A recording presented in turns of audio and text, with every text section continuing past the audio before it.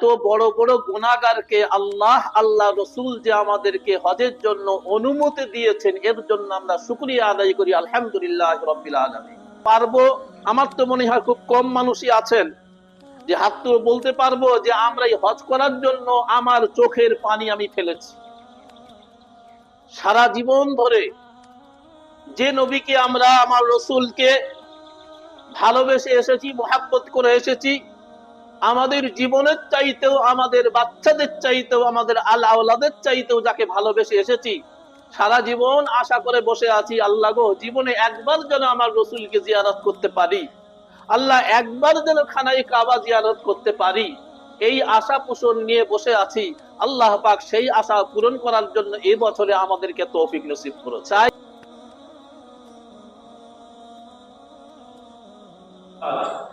أعوذ بالله من الشيطان الرجيم بسم الله الرحمن الرحيم আল্লাহ লাখ লাখ শুকরিয়া যে মহান আল্লাহ রাব্বুল আলামিন আমাদের মতো গুনাহগারকে, যাদের মাথার চুল থেকে পায়ের নখ পর্যন্ত গুনাহে পড়ে আছে, এমনও বলতে পারি যে আমাদের এক একজনের গুনাহ যদি দেখানো হতো তাহলে মনে হয় আকাশ পর্যন্ত পৌঁছে যেত। এত বড় বড় গুনাহগারকে আল্লাহ রসুল যে আমাদেরকে হজের জন্য অনুমতি দিয়েছেন, এর জন্য আমরা শুকরিয়া আদায় করি আলহামদুলিল্লাহ রাব্বিল আলামিন।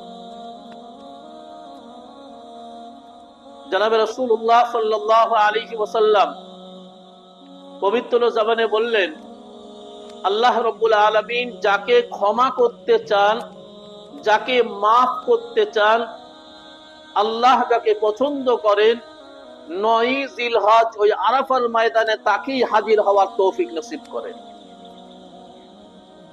আমরা জানি না আমরা এই হজ করার জন্য বা মদিনায় জিয়ারতের জন্য আমরা হাত তুলে কেউ বলতে পারবো, আমার তো মনে হয় খুব কম মানুষই আছেন যে হাত তুলে বলতে পারবো যে আমরা এই হজ করার জন্য আমার চোখের পানি আমি ফেলেছি। কিন্তু এমন আল্লাহর অনেক নেক বান্দা বান্দিরা সারা জীবন চোখের পানি ফেলে গিয়েছেন মদিনার জিয়ারতের জন্য, মক্কার জিয়ারতের জন্য। মুসলিহাত কারণ যাই থাক না কেন, আল্লাহ রাব্বুল আলামিন তাদেরকে তৌফিক না দিয়ে আমার আপনার মতো গুনাহগারকে আল্লাহ তৌফিক দিয়েছেন। এ শুকরিয়া কিয়ামত পর্যন্ত আদায় করলেও আদায় করতে পারবো না। আজকে সারা জীবন ধরে যে নবীকে আমরা, আমার রসুলকে ভালোবেসে এসেছি, মহাব্বত করে এসেছি, আমাদের জীবনের চাইতেও, আমাদের বাচ্চাদের চাইতেও, আমাদের আওলাদের চাইতেও যাকে ভালোবেসে এসেছি, সারা জীবন আশা করে বসে আছি, আল্লাহ গো জীবনে একবার যেন আমার রসুলকে জিয়ারত করতে পারি, আল্লাহ একবার যেন খানায়ে কাবা জিয়ারত করতে পারি, এই আশা পোষণ নিয়ে বসে আছি। আল্লাহ পাক সেই আশা পূরণ করার জন্য এই বছরে আমাদেরকে তৌফিক নসিব করেছে। তাই আপনাদের কাছে আমার অনুরোধ, এই অনুষ্ঠান যতক্ষণ চলছে, এই প্রশিক্ষণ শিবির যতক্ষণ চলছে, হয়তো একটু কষ্ট হবে, তো একটু যদি ধৈর্য ধরে আপনারা বসেন, ধৈর্য সহকারে একটু শোনেন, তাহলে ইনশাআল্লাহ আমি তো মনে করি যে এটা আপনাদের জন্য খুবই ফায়দা হবে, আমাদের সবার জন্য ইনশাআল্লাহ। তো আজকে আমরা এখানে বসেছি, আর আমি এখন যেটা আপনাদের সামনে তুলে ধরবো সেটা হলো মদিনা পর্ব। আপনারা আমাদের স্যারের যে ভিডিও দেখলেন বা স্লাইডে দেখলেন, বা উনি বললেন যে আমাদের প্রথম যে 15 দিন ফ্লাইট যাবে কলকাতা থেকে, সেটা প্রথম যাবে মদিনা।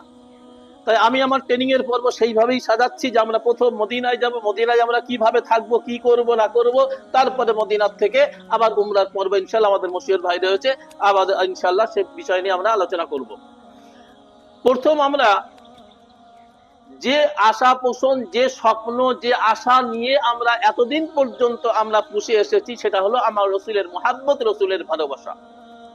রাসূলুল্লাহ সাল্লাল্লাহু আলাইহি ওয়াসাল্লাম বললেন যে যতক্ষণ পর্যন্ত না তোমাদের জান, মাল, আল, আওলাদ সবার চাইতেও আমাকে বেশি ভালো না বাসতে পারবে, ততক্ষণ তোমরা পূর্ণাঙ্গ ঈমানদার হতে পারবে না। তো এখন আমরা বলি, যে আমরা কি বুকে হাত দিয়ে বলতে পারবো যে আমরা আমাদের সমস্ত জান মাল বিবি বাচ্চা সবার চাইতেও বেশি আমার রসুলকে ভালোবাসতে পেরেছি? বলতে পারবো? পারবো কি বলুন, একটু আওয়াজ দেন। পারবো? ইনশাআল্লাহ অবশ্যই পারবো। আমি উদাহরণ দিচ্ছি। অনেকেই মনে করছি না অনেক আমার নাফরমানি হচ্ছে। হ্যাঁ হচ্ছে, অবশ্যই। এখানে আমার রসুল বলছেন, আর আপনাদেরকে আমি উদাহরণ দিয়েই বলবো, তখন অবশ্যই বুঝবেন। মনে করুন আপনার একটা বাচ্চা, বা আমি এইভাবেই উদাহরণ দিই যে বিয়ের পর তাদের কোনো বাচ্চা কাচ্চা নেই, প্রায় ধরুন 14-15 বছর পরে আল্লাহ একটা সুসন্তান দিয়েছেন। তো সেই সন্তানটা বাপ মায়ের কাছে খুবই প্রিয় হয়, এবং সেই বাচ্চাটা 4-5 বছর বয়স। সে এখন খেলা করতে করতে, বাচ্চা তো, সে খেলা করতে করতে আপনার বাড়ির তাকে বা আলমারিতে একটা কোরআন শরীফ কি বুখারী শরীফ আছে।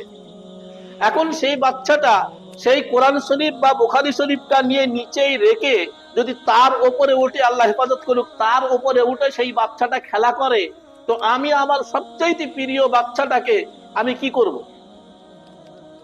আমরা কি বলবো যে না ও বাচ্চা থাক, ও বাচ্চা মানুষ খেলা করেছে, ছেড়ে দিতে পারবেন? বরং আমরা ছেড়ে দেবো না, ও যত প্রিয় বাচ্চাই হোক না কেন, আমরা দৌড়ে গিয়ে আগে বাচ্চাকে ছিটকে ফেলে দিয়ে ওই কোরআন হাদিসটাকে আগে আমি বুকে জড়িয়ে নেবো। হ্যাঁ কি না বলুন? এটাই হলো আমাদের ভালোবাসার লক্ষণ, যে আমাদের জান মাল, আমাদের বিবি বাচ্চার চাইতেও আমার রসুলকে আগে আমরা সর্বপ্রথম ভালোবাসি। আপনি মানসিক দিকে তৈরি হতে হবে, আর কিছুদিন আছে, তারপরেই আমরা মদিনার মেহমান হব। রাসূলুল্লাহ সাল্লাল্লাহু আলাইহি সাল্লাম বলছেন, তার হাদিসের মাফহুম, যে যখন আমরা আমার রাসূলের রওজা আতহারের পাশে যাব, সেখানে গিয়ে যখন সালাম পেশ করব, আমার রাসূল বলতেন সে সালাম আমি শুনি এবং তার জবাব দিয়ে থাকি। এবং আমার কোনো বান্দা বান্দি যায়, আমার কোনো উম্মত উম্মতি যখন আমার পাশে এসে দাঁড়ায়, তো আমি তখন দেখতে পাই আয়নার মতো যে সে কি কি গুনাহ করেছে, তার অন্তরটা গুনায় কালিমা লিপ্ত হয়ে আছে।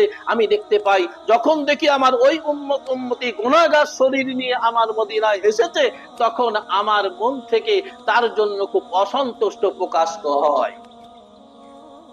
আর এটা আমরা কোনোদিনই চাই না, এটা আমরা কোনোদিনই চাই না। বরং আমরা সবসময় চাই আমার রসুলের কাছে আমরা যেন নিষ্পাপ হয়ে যেতে পারি। হ্যাঁ কি না বলুন? এটা তো আমরা চাই অবশ্যই। রাসূলুল্লাহ সাল্লাল্লাহু আলাইহি ওয়াসাল্লামের প্রথম যেহেতু আমাদের মদিনা হচ্ছে, তাই আমরা মদিনায় যখন যাব, তাহলে প্রথম যখন যাচ্ছি আমরা এই অবস্থাতেই চলে যাচ্ছি।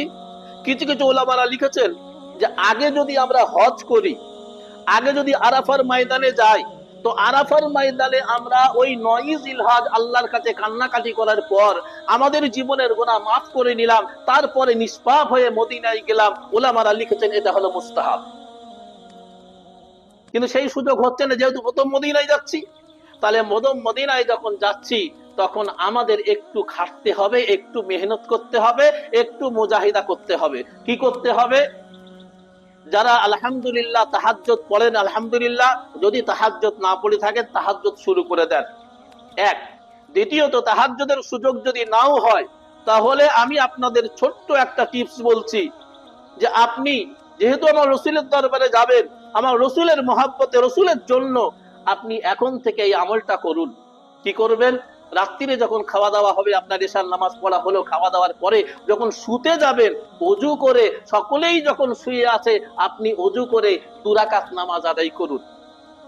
2 রাকাত নফল নামাজ আদায় করুন, আর আল্লাহর কাছে ইস্তিগফার করুন। আল্লাহর কাছে চোখে পানি, চোখ দিয়ে পানি ছড়ান। আল্লাহর কসম, যদি আপনি এই আল্লাহর ভয়ে আপনার এই কান্নাতে একটা ফোঁটা পানি যদি আপনার চোখ দিয়ে বার করতে পারেন, তাহলে আপনার 60 বছর, 70 বছর, 80 বছরের গুনাহ আল্লাহ ওই এক ফোঁটা চোখের বিনিময়ে আল্লাহ মাফ করে দেবেন ইনশাআল্লাহ।